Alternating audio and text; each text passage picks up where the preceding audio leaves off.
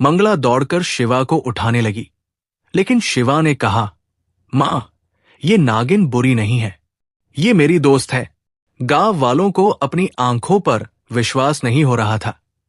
वर्षों से जिस नागिन को क्रूर और निर्दयी समझा गया था, वो एक छोटे बच्चे के साथ खेल रही थी। गांव के बाहर एक पुराना विशाल बरगद का पेड़ था। इसी पेड़ की जड़ों के पास एक गुफा थी, जहां एक नागिन रहती थी। ये नागिन वर्षों से इस क्षेत्र में थी और गांव वालों को उससे हमेशा डर लगा रहता था। गांव में ये मान्यता थी कि ये नागिन बेहद क्रोधित और प्रतिशोधी थी। जिसने भी उसे परेशान किया, उसने कभी माफ नहीं किया। लेकिन एक दिन ऐसा कुछ हुआ जिसने इस धारणा को पूरी तरह बदल दिया। गांव और उसकी मान्यताएं। गांव के लोग सांपों से बहुत डरते थे। वे मानते थे कि सांप को अगर छेड़ा जाए तो वो बदला जरूर लेता है। खासकर इस नागिन के बारे में कहा जाता था कि उसने कई बार लोगों को डस लिया था। कई बुजुर्गों का मानना था कि ये नागिन कोई साधारण नागिन नहीं थी, बल्कि किसी तपस्वी का श्राप था जो नागिन के रूप में जन्मी थी। गांव में एक गरीब औरत मंगला अपने छोटे बेटे के साथ रहती थी। उसका बेटा शिवा बहुत नटखट था और हमेशा खेलकूद में लगा रहता था। मंगला को अपने बेटे की सुरक्षा की बहुत चिंता रहती थी, क्योंकि वो अक्सर जंगल की तरफ खेलने चला जाता था।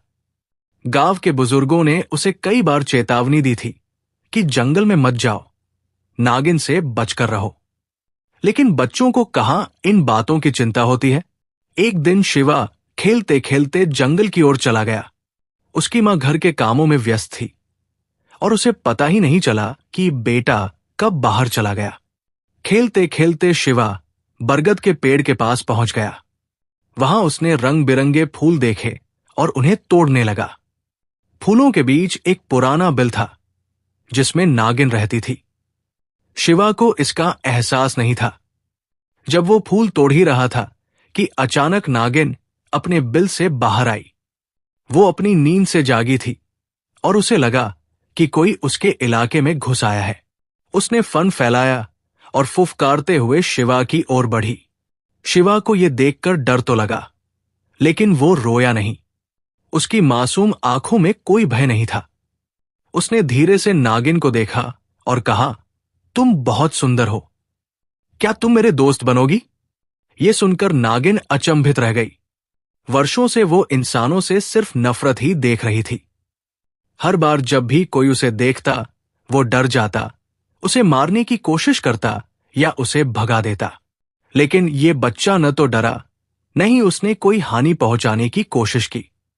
नागिन को अचानक बहुत पुरानी बातें याद आ गई। बहुत साल पहले जब वो छोटी थी, तब उसकी मां ने उसे सिखाया था कि संसार में सब जीव प्रेम और करुणा के लिए बने हैं। लेकिन समय बीतने के साथ उसे इंसानों से केवल डर और नफरत ही मिली। उन्होंने उसकी मां को मारा था, इसलिए वो बदले की भावना से भर गई थी। लेकिन ये बच्चा अलग था। उसकी आंखों में कोई द्वेष नहीं था। उसकी मासूमियत ने नागिन के दिल को छू लिया। नागिन धीरे धीरे शांत हो गई। उसने अपना फन समेट लिया और शिवा के पास आकर बैठ गई। वो उसके चारों ओर घूमी, लेकिन उसे काटा नहीं। शिवा ने धीरे से नागिन के सिर पर हाथ फेरा। ये देख नागिन की आंखों में आंसू आ गए। उसे पहली बार महसूस हुआ कि दुनिया में नफरत से ज्यादा प्रेम की शक्ति होती है। जब गांव वालों को पता चला कि शिवा जंगल की ओर गया है, तो सब घबरा गए। उसकी मां रोने लगी। सब लोग लाठियां और मशाले लेकर जंगल की ओर दौड़े। उन्हें लगा कि नागिन ने शिवा को डस लिया होगा। लेकिन जब वे वहां पहुंचे तो जो दृश्य उन्होंने देखा, उस पर विश्वास करना मुश्किल था। नागिन शिवा के पास शांत बैठी थी और शिवा हंसते हुए उसके साथ खेल रहा था। गांव वाले डर के मारे वहीं रुक गए। किसी को समझ नहीं आया कि ये कैसे संभव हुआ। मंगला दौड़कर शिवा को उठाने लगी, लेकिन शिवा ने कहा, मां, ये नागिन बुरी नहीं है, ये मेरी दोस्त है। गांव वालों को अपनी आंखों पर विश्वास नहीं हो रहा था। वर्षों से जिस नागिन को क्रूर और निर्दयी समझा गया था, वो एक छोटे बच्चे के साथ खेल रही थी। नागिन ने गांव वालों की ओर देखा और सिर झुका लिया। वो कहना चाह रही थी कि अब वो किसी को नुकसान नहीं पहुंचाएगी। धीरे धीरे गांव वालों का डर कम होने लगा। उन्होंने समझा कि प्रेम और करुणा से किसी का भी हृदय परिवर्तन हो सकता है। इसके बाद शिवा और नागिन की दोस्ती गांव में प्रसिद्ध हो गई। नागिन कभी किसी को नुकसान नहीं पहुंचाती और गांव वाले भी अब उसे परेशान नहीं करते। धीरे धीरे गांव के लोगों ने उसे देवी का रूप मानकर उसकी पूजा करनी शुरू कर दी। कहानी से शिक्षा। इस कहानी से हमें ये सीख मिलती है कि हर जीव में प्रेम और करुणा होती है। डर और घृणा से बढ़कर प्रेम और समझदारी है, जो किसी को भी बदल सकती है। किसी भी प्राणी को बिना जाने समझे बुरा मान लेना सही नहीं होता।